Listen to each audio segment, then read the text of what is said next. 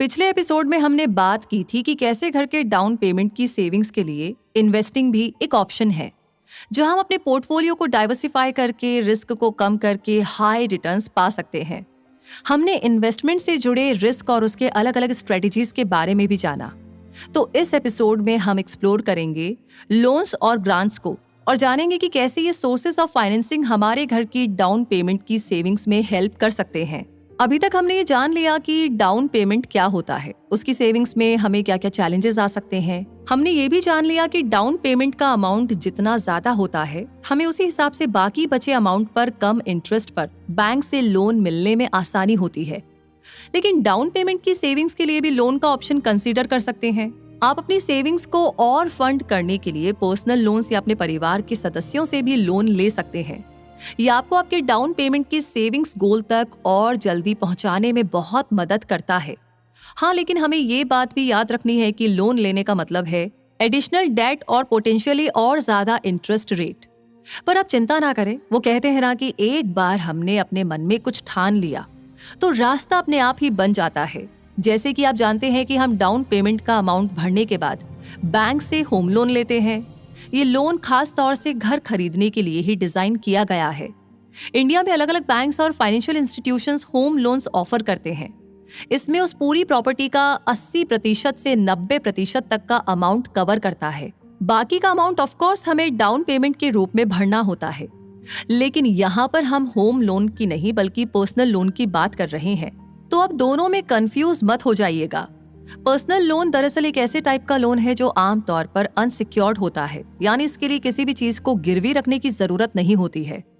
Personal loans को हम बहुत सी चीजों के लिए यूज कर सकते हैं, जैसे शादी के खर्चे के लिए, बहुत सारा उधार चुकता करने के लिए, या कोई बहुत ही बड़ी खरीदारी करने के लिए जैसे घर या कार वगैरह है। ये हमें बैंक्स, क्रेडिट यूनियंस और ऑनलाइन लेंडर्स के जरिए ऑफर किया जाता है और ये हमें बाकी लोन्स के मुकाबले थोड़ी जल्दी ही मिल जाता है।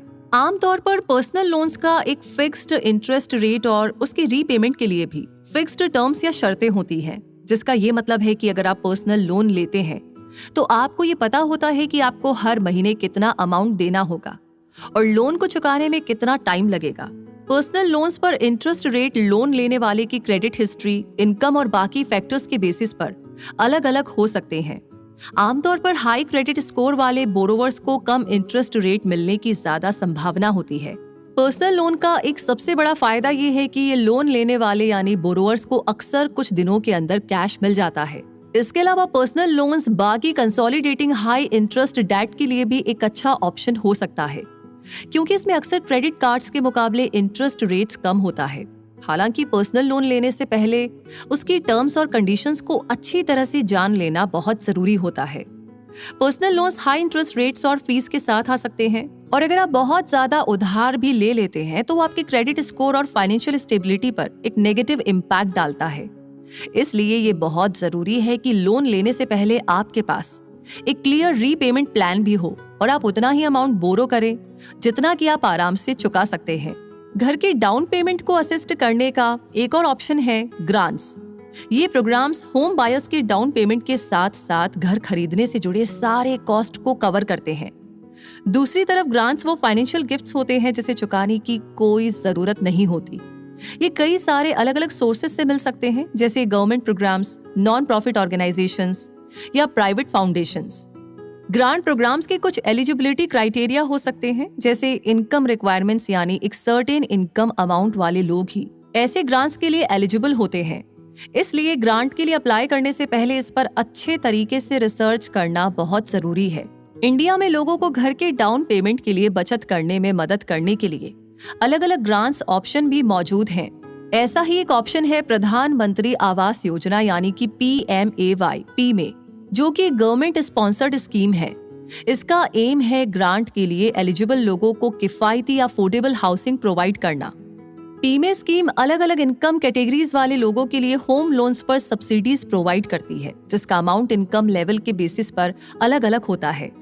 इसके अलावा इंडिया में कई स्टेट गवर्नमेंट्स भी एलिजिबल लोगों को घर खरीदने में हेल्प करने के लिए अपने खुद के हाउसिंग स्कीम्स और ग्रांट्स प्रोवाइड करती है, जैसे कि महाराष्ट्र गवर्नमेंट ऑफर करती है Maharashtra housing and area development authority यानी कि MHADA महाड़ा स्कीम। ये स्कीम भी अलग अलग इनकम ग्रुप वाले लोगों को किफायती हाउसिंग ऑप्शंस प्रोवाइड करती है। इसी तरह आपके स्टेट्स में भी ऐसी स्कीम्स पक्के से होगी, जरूर से होगी। आप इसके बारे में पता कीजिए और देखिए कि आपके लिए कौन सी स्कीम सूटेबल है। ऐसे देखा जाए तो घर के डाउन पेमेंट की बचत में हेल्प करने के लिए इंडिया में लोगों के पास कई लोन्स और ग्रांट्स के ऑप्शंस मौजूद हैं और इनका पूरे तरीके से फायदा उठाना आपके बचत के लिए एक यूजफुल स्ट्रेटेजी साबित हो सकती है। लेकिन ये दोनों ही ऑप्शंस अपने साथ खुद से जुड़े नियमों और शर्तों के साथ आते हैं। तो हमारे लिए जरूरी हो जाता है कि हम अच्छी तरह से रिसर्च करके वही ऑप्शन चूज करें जो हमारी फाइनेंशियल सिचुएशन और जरूरत के लिए एक बेस्ट ऑप्शन हो, जो हमारी सेविंग्स गोल को भी पूरा कर सके। तो अगले एपिसोड में हम जानेंगे गवर्नमेंट स्कीम्स एंड बेनिफिट्स के बारे में।